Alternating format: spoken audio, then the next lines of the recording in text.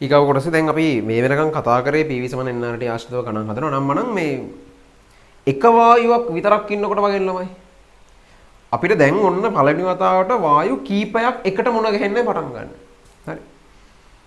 මෙන්න මේ වගේ අවස්ථාවක්. වාජනයක් තියෙනවා. මේ වාජනයේ පරිමාව අපි හිතමු ඒගොල්ලෝ අපිට කියලා තියෙනවා කියලා 8.314යි ගන්න ඩෙසිමීටර් කියලා පරිමාවක් දීලා තියෙනවා. මේ අවස්ථාවේ උෂ්ණත්වය 300 කෙල්වින්. කෙල්වින් 300යි. මේකේ ඉන්නවා O2 ඉන්නවා. N2 ඉන්නවා. ආගන් ඉන්නවා. ඔන්නම තුන් දෙනෙක් ඉන්නවා. මෙයාගේ තියෙනවා මවුල 0.1ක්. මෙයාගේ තියෙනවා මවුල 0.2ක්. මෙයාගේ තියෙනවා මවුල 0.5ක්. මේක තමයි අපිට දීලා තියෙන අවස්ථාව. දැන් මේ වගේ පද්ධතියක් ගැන හදාරන්න හදන්නේ. ඒතර දැන් අර කලින් අපිට තිබ්බේ O2 විතරයි වගේ. අපි ගොඩාක් ගණන් දැක්කේ O2 විතරයි. නැත්නම් N2 විතරයි. නැත්නම් ආගන් විතරයි. හරි. දැන් තියෙනවා මිශ්‍රණ. මිශ්‍රණ කියන තැනට ඇවිල්ලා තියෙනවා. දැන් මෙතනදී කතන්දරය අරට වඩා ටිකක් වෙනස්. අපි ඒක ගැන හදාරන්න මේ වගේ තැනකදී මොනවද සිද්ධ වෙන වෙනස්කම් අනම්මනම් ඒක තමයි බලන්න හදන්නේ. දැන් මෙහෙම ළමයි මේ වගේ තැනකට PV සමාන NRT දාද්දී අර එක්කෙනෙක් විතරක් ඉන්න මම මේ අපි ඉස්සර කතා කරමු මේ වගේ එක්කෙනෙක් විතරක් ඉන්න පද්ධතියකට PV සමාන NRT දානවා වගේ නෙවෙයි මෙතෙන්ද PV සමාන NRT දානකොට අපි ටිකක් සැලකිලිමත් වෙන්නත් ඕනේ. එහෙම සිද්ධියකුත් තියෙනවා. දැන් මොකක්ද කියන්නේ? මෙතෙන්ද PV සමාන NRT දානකොට ළමයි අපිට නිකන් PV සමාන NRT යෙදීම කියලා ඔය ගණන් හදනවා. ඒක හරි. හැබැයි මේ වගේ මිශ්‍රණයකට PV සමාන NRT දාදී හැමතිස්සෙම හිතන්න ඕන මේ PV සමාන NRT දාන්නේ කාටද? කාටද? මේකේ O2ත් ඉන්නවා. මේකේ N2ත් ඉන්නවා. මේකේ ආගනුත් ඉන්නවා. මට ඕන නම් O2ව පමණක් සලකා PV සමාන NRT දාන්නත් පුළුවන්. මට ඕන නම් N2ව පමණක් සලකා PV සමාන NRT දාන්නත් පුළුවන්. මට ඕන නම් ආගන්ව පමණක් සලකා PV සමාන NRT දාන්නත් පුළුවන්. ඕන කෙනෙක්ව සලකලා PV සමාන NRT දාන්න පුළුවන් මට. හරි. එහෙම නැත්නම් මේ ඔක්කොම සලකලා PV සමාන NRT දාන්නත් පුළුවන්. නැත්නම් මට O2 N2 කියන දෙදෙනා පමණක් සලකා PV සමාන NRT දාන්න පුළුවන්. දාන්න පුළුවන් විදි මාර ගොඩක් තියෙනවා. ඒ එක එක විදියට දාලා අපිට උත්තර ගන්න පුළුවන්. ඕන දැන් මම මේ විදි කීපයකට දාලා එන උත්තර දිහා පොඩ්ඩක් විශ්ලේෂණයක් කරන්න තමයි හදන්නේ. ඒවා බලලා. හරි. දැන් මම PV සමාන NRT දානවා. PV සමාන NRT කියන සමීකරණේ දාන්න යනවා මම මුලින්ම O2 පමණක් සලකා. O2 විතරක් සලකලා PV සමාන NRT දාලා දැන් මට තමයි මෙතන දීලා තියෙන දත්ත මොනවද? උෂ්ණත්වය තියෙනවා, පරිමාව තියෙනවා, මවුල ගණන් තියෙනවනේ. මවුල ගණන් මේ මවුල මට නැති මොන දත්තද? නැත්තේ මොනවා පිළිබඳව අදහසද? පීඩන නැත්තේනේ. PVNT නේ අපේ පද ටික. VNT තුනම තියෙනවා P විතරක් නෑ. එහෙනම් මම O2 විතරක් සලකලා PV සමාන NRT දාලා එයාගේ පීඩනය හොයන්නයි හදන්නේ. හරි. මම ඒක උක්ත කරගන්නද නැත්නම් මෙහෙමම යන්නද අපි? හරි මම මේක මෙහෙම කරනවා. PV සමාන NRT කියන එක මම පීඩන වලට උක්ත කරගන්නවා NRT බෙදීම V කියලා. පොදුවේ තුන් දෙනාටම අදාලා එහෙම කරගන්න. ඊළඟට මම දැන් O2 පමණක් සලකා මේක දාන්නයි හදන්නේ. ඇත්තටම O2 පමණක් සලකා මම PV සමාන NRT තමයි දාන්නේ. ඒක පොඩ්ඩක් කර වෙනස් කරලා තියෙන්නේ. දැන් එතකොට මම P කියලා ආදේශ කරන්න ඕනේ O2 ගේ පීඩනය කියලා එකක් ළමයි. ඔක්සිජන්ගේ විතරක් පීඩනය කියලා එකක්. يعني මෙතන තුන් දෙනෙක් ඉන්නවා. මේකේ මුළු මොකක් හරි පීඩනයක් තියෙනවා. හැබැයි ওই මුළු පීඩනෙන් ඔක්සිජන්ගේ දායකත්වය හම්බෙන කිසියම් කෑල්ලක් තියෙනවනේ. ඔය මුළු පීඩනේ නයිට්‍රජන්ගෙන් හම්බෙන කිසියම් පීඩනයක් තියෙනවනේ. මේ මුළු පීඩනේ ආගන්ගෙන් හම්බෙන කිසියම් කොටසක් තියෙනවනේ. අපි හිතමු මුළු පීඩනය 10යි 10යි 5යි කියලා.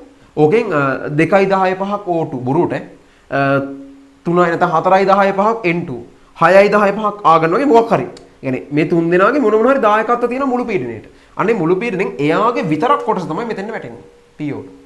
N දානකොට O2 උටනේ අපි මේ දාන්න යන්නේ. එහෙනම් N දාන්න ඕනේ ඔක්සිජන්ගේ මවුල ගන්න. ඔක්සිජන්ගේ මවුල ගන්න O2 මවුල ගන්න 0.1යි මවුල. R නම් තුන් ලෝකෙටම පොදු වෙන ළමයි ඒක 8.314යි ජූල් මවුලයට කෙල්විනයට. වතාවක් උෂ්ණත්වයත් ඉතින් මුළු පද්ධතියෙම ඉන්නේ 300 කෙල්වින් කියන උෂ්ණත්වය ඒකත් අවුලක් නැහැ. බෙදීම පරිමාව දැන් O2 ගේ පරිමාව කීයද? O2 ගේ පරිමාව කීයද? ළමයි වායුවක පරිමාව යනු එම වායුව අන්තර්ගත බඳුනේ පරිමාවයි. ගිය සතියේ ඉඳන් තමයි මේක මම කියන්නේ. වායුවක පරිමාව යනු එම වායුව අන්තර්ගත බඳුනේ පරිමාවයි. එතකොට මෙතන මේ ඔක්සිජන් කියන වායුවේ පරිමාව කීයද කියලා අහුවොත් එම වායුව අන්තර්ගත බඳුන මේකනේ. එහෙනම් ඒකේ පරිමාව මෙච්චරයි. නයිට්‍රජන්ගේ පරිමාව කොච්චරද කියලා අහුවොත් එම වායුව අන්තර්ගත බඳුන මේකනේ. එහෙනම් මෙච්චරයි පරිමාව. ආගන්ගේ පරිමාව කීයද කියලා ඇහුවොත් ඒ වායු අන්තර්ගත බඳුන මේකනේ. එහෙනම් පරිමාව මෙච්චරයි. මුළු වාජනේ මුළු මේ වායු ඔක්කොගේම පරිමාව කොච්චරද කියලා ඇහුවොත් ඒ මුළු වායු ඔක්කොම ඉන්න වාජනේ මේකනේ. එහෙනම් මෙච්චරමයි. කොයි වායුවටත් පරිමාව වෙනස් වෙන්නේ නැහැ. 8.314යි වැඩි කිරීම 10/3යි ඝන මීටර. හරි? ඝන ඩෙසිමීටර මීටර කරයි. අද ළමයි මේවා සුළු වෙනවනේ ලස්සනට. මේකට මේක කැපිලා යනවා. මේ දශමයකට මේකෙන් බිඳුවක් කපන්න පුළුවන්. අපිට සුළු කරලා පස්සේ එනවා 10 ඍණ 3 උඩට ගත්තම 10 ධන 3යි 30 වැඩි කිරීම 10 ධන 3 එහෙම නැත්නම් 3 වැඩි කිරීම 10 4යි පැස්කල් කියලා උත්තරේ එනවා. ඔය අපි හොයාගත්තේ ඔක්සිජන්ගේ ආංශික පීඩනය. ඒ O2 පමණක් සලකානේ. මම ඊළඟට දානවා N2 පමණක් සලකා. N2 පමණක් සලකා. PN2 ඉතින් පීඩනයට එන්නේ N2 විතරක් ඇති කරන පීඩනය. PN2 සමානයි N නේ. දැන් අර මේකට ආදේශ කරන්නේ N. එහෙනම් N ට ආදේශ කරන්න ඕනේ නයිට්‍රජන් පමණක් සලකනවා නම් නයිට්‍රජන්ගේ පමණක් මවුල ගන්න 0.2යි මවුල. R අපි කතා කරගත්ත එක තුන් ලෝකෙටම නියතයි කියලා. උෂ්ණත්වය 300යි කෙල්වින් ඒකත් නිභාජනයටම පොදුයි. බෙදීම පරිමාවත් 8.314 වැඩි කිරීම 10/3යි ඝන මීටර කියලා අපි හදාගත්තා. සුළු කරලා පස්සේ අපිට උත්තරේ මේකෙන් එනවා අරක 3යි නම් මේක 6යි 10යි 4යි පැස්කල් කියලා. හරි. ඔය විදිහටම මම ආගන් පමණක් සලකා මේක කරන්නත් ඕන. කොහෙද කරන්නේ කියන එක තමයි ප්‍රශ්නේ දැන්. මේ රූපේ මකනවා මම. මකලා ඒ රූපේ අතන තියෙන ඉඩෙන් අඳිනවා.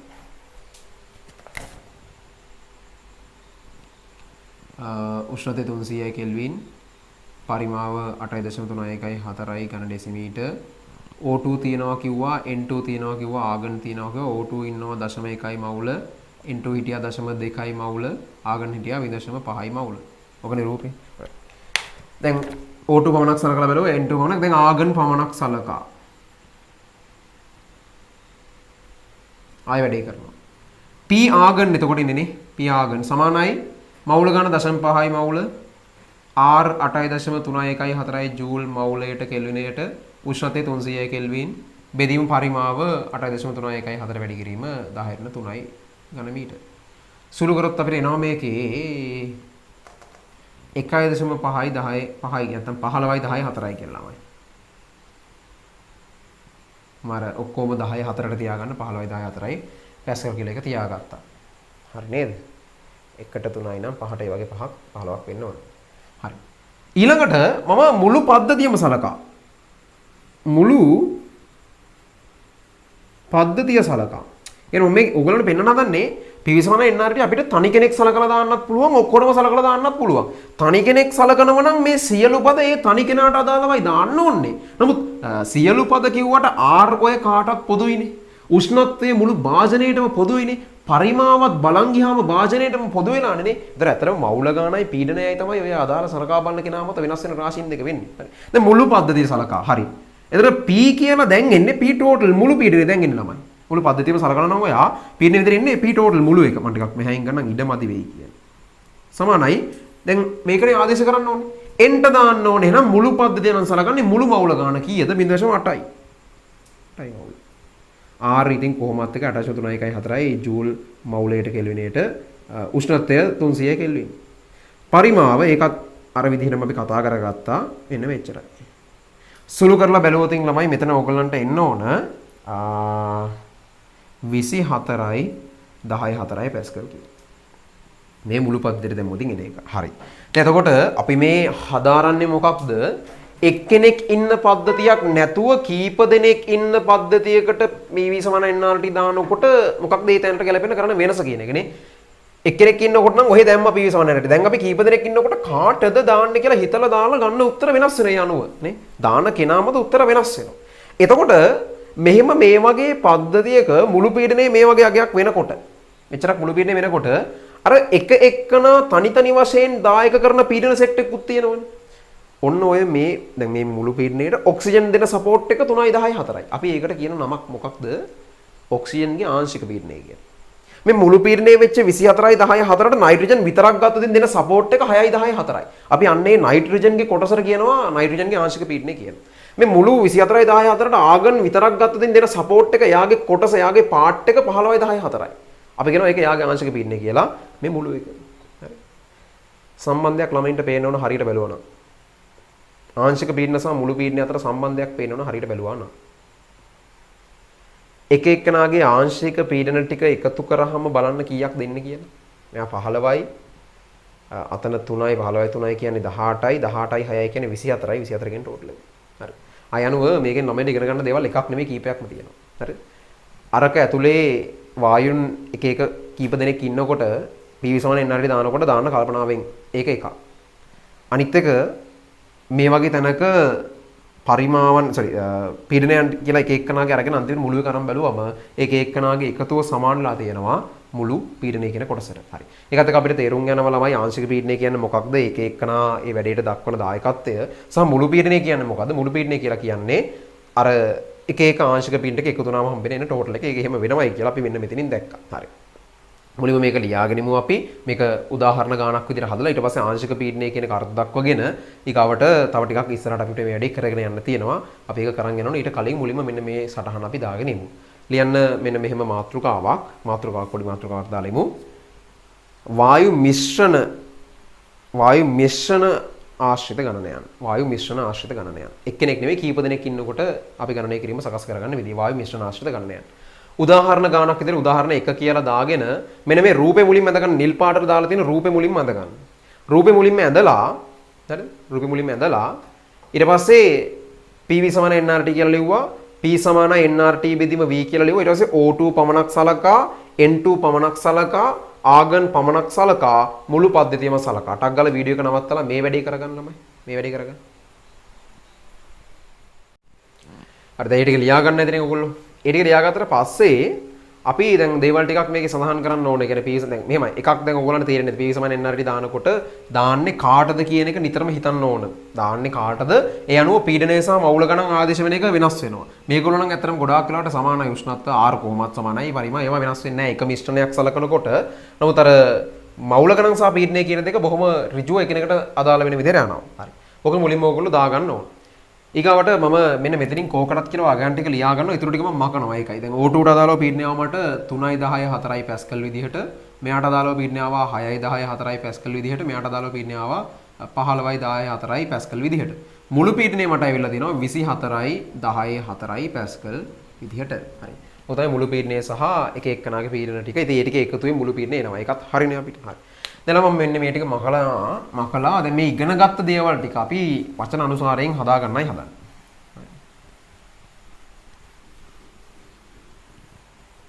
ලියමු ඔය ගාන හැදුවට පස්සේ ඊට පහලින් ඉහත ගණනයන් අනුව පෙනියන්නේ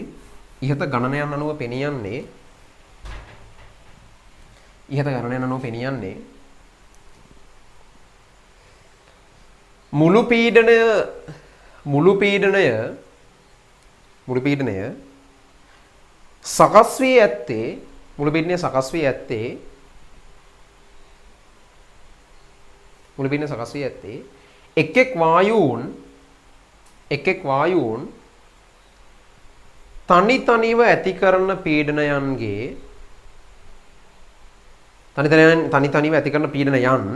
මුළු පීඩනය සකස් වී ඇත්තේ එක් එක් වායූන් තනි තනිව ඇති කරන පීඩනයන් එකතු වීමෙන් බවයි.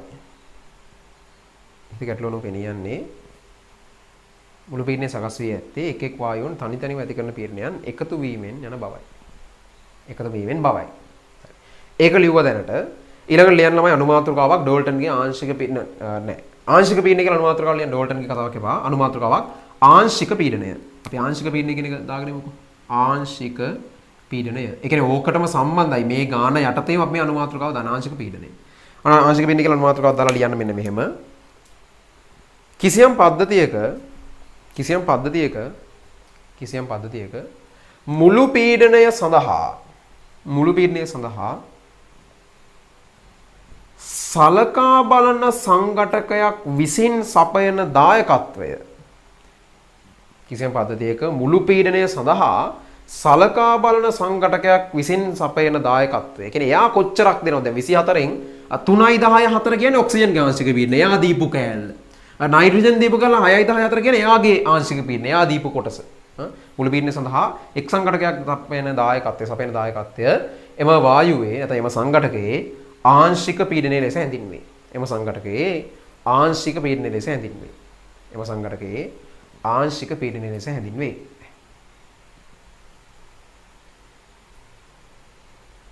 එනම් සලකා බලන සංඝටකයක් විසින් සලකා බලන එනම් මිශ්‍රණයක කියලා දාලා එනම් මිශ්‍රණයක වායු මිශ්‍රණයක නම් වායු මිශ්‍රණයක සලකා බලන සංඝටකයක් විසින් තනිව ඇති කරන පීඩනය එනම් වායු මිශ්‍රණයක සලකා බලන සංඝටකයක් විසින් තනිව ඇති කරන පීඩනය එම වායුවේ තනිව ඇති කරන පීඩනය එම වායුවේ සලකා බලන සංඝටකයක් විසින් තනිව ඇති කරන පීඩනය එම වායුවේ ආංශික පීඩනයයි. ආංශික පීඩනය කියන එක එහෙම බලමු ලොකුවට තේරුම් ගන්න දෙයක් උත් අපිට ඒක දැක්ක ගමන් තේරෙනවානේ මේකයි කියලා. ඒක හරි. දැන් ඊළඟට අනුමාත්‍රකාව ඩෝල්ටන්ගේ ආංශික පීඩන නියමය. ඩෝල්ටන්ගේ ආංශික පීඩන නියමය. ඒකත් ඔයගොල්ලෝ දැකලා ඉවරයි ළමයි මේකත් එක්කම. ඩෝල්ටන්ගේ ආංශික පීඩන නියමය.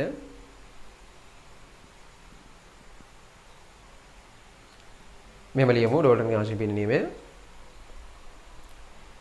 මෙන්න එයාගේ නියමය. මම කියන්නේ ඩෝල්ටන්ගේ ආංශික පීඩන නියමය කියන මොකක්ද කියලා මම කියලා ඉන්නම්කෝ. ඩෝල්ටන්ගේ ආංශික පීඩන නියමය මෙන්න මේක ළමයි. අර වගේ පද්ධතියක මුළු පීඩනය P total කියන එක සමානයිලු PO2 ධන PN2 ධන P ආගන. මෙන්න මේ නියමය තමයි ඩෝල්ටන්ගේ ආංශික පීඩන නියමය කියලා කියන්නේ.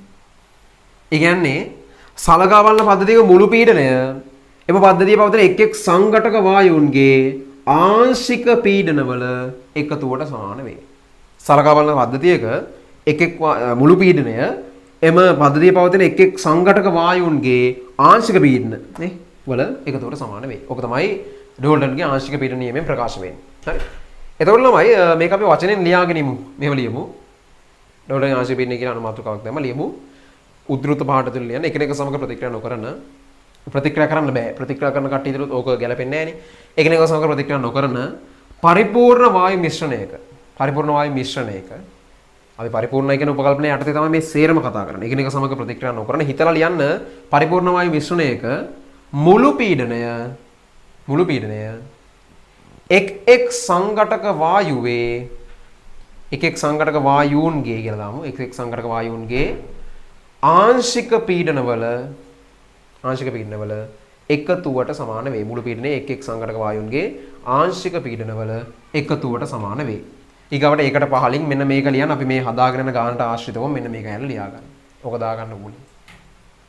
හරි. ඔක දැන්. ඔය ඇවිල්ලා ඩෝල්ටන්ගේ ආංශික පීඩන නියමය. දැන් මේක සාධනයක් මම කරලා පෙන්නනවා. ඒකත් අපි අර ආශ්‍රයෙන්මයි යන්නේ. සාධනය කිරීමක් මම කරනවා. ඒක මෙහෙමයි ළමයි කරන්නේ. දැන් මේකට කලින් මට මෙන්න මේක බයනතුව කියන්න පුළුවන් නේද? n total සමානයි NO2 ධන NN2 ධන n ආගන්නේ. මේක හරිනේ. මුළු පීඩනයේ පැත්තකට දාන මුළු මවුල ගාන එක එක්කනක මවුල ගාන එකතුර සමානවා කියන එක හරින්නේ නේද? ඒක හරියි. ඒක එකඟයි අපි. ඊළඟට දැන් මම මේක මෙහෙම කියනවා. PV සමාන NRT ගෙන් අනුව n සමානයිනේ PV බෙදීම RT ට. n සමානයිනේ PV බෙදීම RT ට. හරි. ඒ අනුව මම මේ n total NO2 NN2 n argon කියන එකින් එකට අර මෙන්න මේ පද ආදේශ කරන්න යන්නේ. මම ඒක මෙතනින් කරන්නම්. මෙතනින් කරනවා. හරි. n total කියන එකට මම ආදේශ කරනවා නම් p ට දාන්න ඕන p total. v නම් ළමයි vම තමයි නේ. ඒ කියන්නේ 8.314 කියන එක නේ v මයි. බෙදීම r කියන එක r මයි. උෂ්ණත්වය t ම තමයි. මොකද මේ එකම වාචනයක් නේ අපි හිතන්නේ. ඒක අර 8.314 තමයි v ට එන්නේ. t ට එන්නේ 300 කෙල්වින් කියන නිශ්චිත t කියන අගය. මම මේක 300 කෙල්වින් කියන එක t කියලා ගන්නවා. මේක v කියලා ගන්නවා. අවුලක් නැහැ නේ. ඒක එහෙම කෙටියෙන් දැම්ම. ඊගවට NO2 ට මම දාන්න ඕනේ එහෙනම් PO2 පරිමාව මම කිව්වා කොහොමත් මුළු භාජනයේ පරිමාව තමයි ඔය තනි තනි කෙනාගේ පරිමාව ගත්තත් R මයි උෂ්ණත්වයේ TT මයි. ධන N2V බෙදීම R වාරයක් T. ඒ වගේම ආගන් වලටත් P ආගන් වාරයක් V බෙදීම R වතාවක් T. ඒ ටික වෙනස් වෙන්නේ නැහැ. මොකද VRT කියන පද ඔය හැමෝටම එකයිනේ. හැමෝගෙම පරිමාව කියන්නේ භාජනයේ පරිමාව. හැමෝගෙම උෂ්ණත්වය කියන්නේ භාජනයේ උෂ්ණත්වය. R කියන එක කොයි තැනටත් පොදුයි. එතන ළමයින්ට පේනවා RT ලා සේරම කැපිලා යනවා. V ප්‍රද ටික සේරම කැපිලා යනවා. අන්තිමට ඉතුරු වෙනවා P total සමානයි P PO2 ධන PN2 ධන P ආගන් කියලා. ඔන්න ඔය විදිහට අපිට මේක සාධනය කරලා පෙන්වන්නත් පුළුවන්. මොකද්ද මේක කියලා මම කිව්වේ ඩෝල්ටන්ගේ ආංශික පීඩන නියමය. ඩෝල්ටන්ගේ ආංශික පීඩන නියමය මේ විදිහට සාධනය කරලා පෙන්වන්නත් පුළුවන්. හරි ළමයි සාධනය කිරීම කියලා මේකක් දාගන්නකො. සාධනය කිරීම කියලා මෙන්න මේකක් දාගන්න එකට පහලින්. වීඩියෝ එක නවත්තලා ඔයගොල්ලෝ කරගන්න නැති කියලා හිතලා මම එතනින් ඉස්සරහට වැඩේ කරගෙන යනවා. දැන් ආංශික පීඩනය කියන එකක් මම කියලා දුන්නානේ. කියලා දුන්නා එහෙම එකක්. මොකක්ද ආංශික පීඩනය කියන්නේ ළමයි? ආංශික පීඩනය කියන්නේ මොකක්ද? මොකක්ද ආංශික පීඩනය කියන්නේ? ලබන සතියේ මේවා කෙලින්ම අහනවා ඈ. එතකොට උත්තර දෙන්න වෙනවා. ගොඩක් තියෙනවද පාඩම් කරගන්න? නියම 3යි. ඒවා ව්‍යුත්පන්න කරන විදියක් අහන්න පුළුවන්මව සමහරට. ඊට පස්සේ මේ ඩෝල්ටන්ගේ ආංශික පීඩන නියමය කිව්වා. මොකද්ද නියමය කියන්න කියලා කියන්න පුළුවන්. අවගාඩෝ නියමයට විදි දෙකක් තියෙනවා. ඊට පස්සේ දැන් ආංශික පීඩනය කියලා එක්කුත් කතා කරලා තියෙනවා. PV සමාන NRT දාන්න පුළුවන් විදිය අනම්මනම් අර කලින් දවසේ කතා කරපු දේවල් වලත් අහන්න බැරි කමක් නැහැ. කොහොමද ඒක ඔක්කොම අහනවා අනිවාර්යෙන් පාඩම් කරලා තියන්න ඊළඟ දවසේ වෙද්දි. ආංශික පීඩනය කියලා එකක් කිව්වා. ආංශික පීඩනය කියලා කියන්නේ අර මුළු පීඩනයේට එක එකන දක්වන දායකත්ව කොටසනේ මේ පාර්ට් එකනේ ආංශික පීඩනය කියලා කියන්නේ. ඒක හරි. දැන් එතකොට ඒක අවුලක් නැහැ තේරෙනවා නේ. ආංශික පීඩනය ගණනය කරන්න පුළුවන් අපිට. ඒක ඕක මොකද්ද අපි අර කලින් කරේ? හරියට කල්පනාව හිටිය ළමයෙක් නම් එහෙම උත්තරයක් දෙන්න ඕන. කලින් කරා. ඇයි ළමයි දැන් මේ ගාන පටන් ගන්නකොට මේ 3යි 10යි 4යි කියලා අපි PV සමාන NRT එකෙන් ගණනය කරලා පෙන්නුවේ එයාගේ ආංශික පීඩනයනේ. මේ N2ට ගණනය කරලා පෙන්නුවේ එයාගේ ආංශික පීඩනයනේ. O2ට මේ ආගන්ට අදාළව හෙව්වේ ආංශික පීඩනයනේ. ඒ කියන්නේ ආංශික පීඩන ගණනය කරන්න අපි දන්නවනේ. ආංශික පීඩන ගණනය කරන්න නම් මට මොකද්ද කරන්න තියෙන්නේ? ඒ පද්ධතියෙන් ඒ අදාළ කෙනාව විතරක් තෝරගෙන PV සමාන NRT දාන්න ඕන. ඒ ඇර ආංශික පීඩන ගණනය කරන්න තව ලේසි ක්‍රමයක් තියෙනවා. ආංශික පීඩන කියන්නේ ওই විදිහට යන්නේ නැතුව එකින් එකට PV සමාන NRT දාන්න නැතුව ඔය දත්ත ඔක්කොම අවශ්‍ය නොවන වෙන සරල ක්‍රමයක් තියෙනවා. මේ ක්‍රමවේදයයි කියන්න හදන්නේ. ඒක තමයි ආංශික පීඩනය සමානයි මුළු පීඩනය වාරයක් මුළු පීඩනය වතාවක් මවුල භාගය. මෙන්න ආංශික පීඩනය අපිට හොයන්න පාවිච්චි කරන්න පුළුවන් වෙනත් ගණිතමය සම්බන්ධතාවයක්.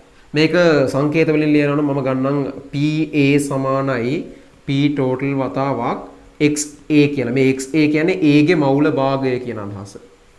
PA කියන්නේ A ගේ ආංශික පීඩනය කියන එක, P total කියන්නේ මුළු පීඩනය කියන එක. අරකට දාලා බලමු. අර උදාහරණයට දාලා බලමු. හරි. උදාහරණ. අරකට දාලා යන්න. PO2 O2 ගේ ආංශික පීඩනය සමානයි මුළු පීඩනය මම දැන් දන්නවා කියලා හිතනවා. හරිද? 24යි 10යි 4යි පැස්කල්. මවුල භාගය කියන්නේ මොකද්ද? මවුල භාගය කියන්නේ මොකද්ද? මවුල භාගය කියන්නේ ළමයි ඉරෙන් යට ලියන්න ඕන මුළු මවුල ගාන. ඉරෙන් උඩ ලියන්න ඕන අදාළ කෙනාගේ මවුල ගාන. අනේක තමයි මවුල භාගය කියලා කියන්නේ. මවුල භාගය කියන්නේ ඉරෙන් යට මුළු මවුල ගාන, ඉරෙන් උඩ අදාළ කෙනාගේ මවුල ගාන. අදාළ කෙනා කවුද? ඔක්සිජන්. එහෙනම් ඉරෙන් උඩ ඔක්සිජන්ගේ මවුල ගාන වෙච්ච දශමයක ලියන්න ඕන මම. දශමයකයි මවුල. ඉරෙන් යට ලියන්න ඕන මුළු මවුල ගාන කීයද? 0.5යි 0.2යි 0.1යි සේරම 0.8යි. 0.8යි මවුල. ඇතර මවුල භාගය කියන්නේ ළමයි මෙහෙම දශමයක විදිහට දශමයට නෙවෙයි කෙලින්ම 1/8 නේ. දශම ඕක කැපිලා ඊට පස්සේ 8න් 1. එහෙම දාන්න පුළුවන්. මම නිකන් මෙතන තියෙන විදිහට අමුවෙන්ම දැම්මා. ඔන්න. ඉතින් ළමයි ඕක සුළු කරලා පස්සේ පේනවා මේක දශම කැපිලා යනවා. 1/8 තියෙන 8ට මේක කැපුණාට පස්සේ 3යි 10යි 4යි පැස්කල් කියලා ලස්සනට එනවා. ඔන්න ඔහොම එකක් එනවා. හරි. ඊගාවට PN2 සමානයි මුළු පීඩනය 24යි 14යි පැස්කල් වනේ. වාරයක් මවුල භාගයේ මේ සැරේ මවුල ගාන එයාගේ 0.2යි මුළු ගාන 0.8ම තමයි. ඒතර සුළු වුණාට පස්සේ ඔයගලන්ට පේනවා 4න් බෙදිලා 6යි 10යි 4යි පැස්කල් කියලා ලස්සනට අර අපිට කලින් PV සමාන NR එකේ සුළු කරපු උත්තරේමත් එනවනේ. ඊගවට ඔය විදිහටම ආගන්ටත් බැලුවොත් P ආගන් සමානයි 24යි 10යි 4 වාරයක් එයාගේ මවුල භාගයේ 0.5 බෙදීම 0.8 නෙවෙන්නේ. ඒක සුළු කරොත් එහෙම අපිට යාගේ 15යි 10යි 4යි පැස්කල් කියන අර අපි කලින් හොයාගත්ත ගානම ආපස්සට ගන්න පුළුවන් වෙනවා. හරි. එතකොට ඒකත් එක්ක ළමයින්ට පේනවා මෙන්න මේ කතාව ඇත්ත. ඒක උදාහරණයෙන් තහවුරු වෙනවා. අපි ඔන්න ඕකත් දාමු ළමයි. එහෙම දාමු අනුමාත්‍රකාවක් ආංශික පීඩන ගණනය කිරීම කියලා දාලා නැත්නම් ආංශික පීඩන සමීකරණය කියලා දාලා අනුමාත්‍රකාව දාන ආංශික පීඩන සමීකරණය මේක දාන්න උදාහරණයේ විදිහට අරකින්ම ඉතුරු ටික කරලා දාන්න. ආංශික පීඩන ගණනය කිරීම මේක. ඔය ටික දාගන්න. ටක් ගාලා